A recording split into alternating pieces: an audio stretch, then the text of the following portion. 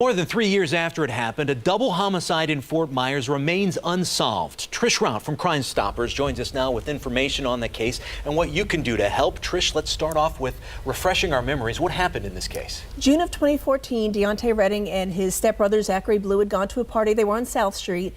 Once they pulled into the driveway, someone immediately pulled in right behind them to block them in. Both young men were ambushed. They were shot and killed right there on the scene. The problem here is there were so many people that were there that night, at least a dozen, who witnessed what happened, who knew what was going to happen leading up to the murders, but yet not one single person has come forward to say, this is what I saw, this is what I know, and this is who pulled the gun. And that's very frustrating for the family. We've got the holidays coming up. Deontay's birthday is next Thursday.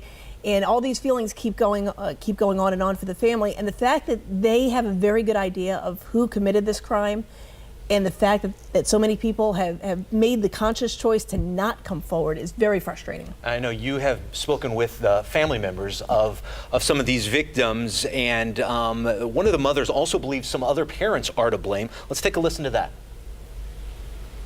A lot of parents or relatives are condoning the lifestyle of what our children are doing to each other. And it's just like it comes in normalcy that no one cares. It must come to a stop. There's too much blood been shed with our young men and women. Boy, you hate to hear the word normalcy being equated with something like this. Why are people not coming forward? You know, people use the excuse of retaliation. They don't want to be retaliated upon.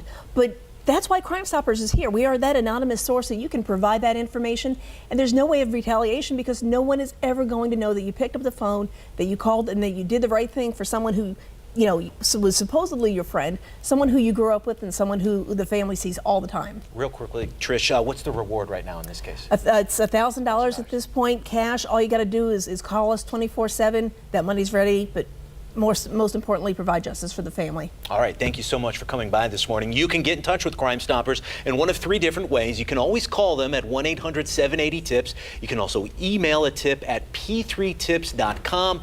If you don't want to do either of those options, you can also use an app to submit tips. It's called the P3 Tips app. It's on both Android and iPhone. No matter which way you send in a tip, it will remain anonymous.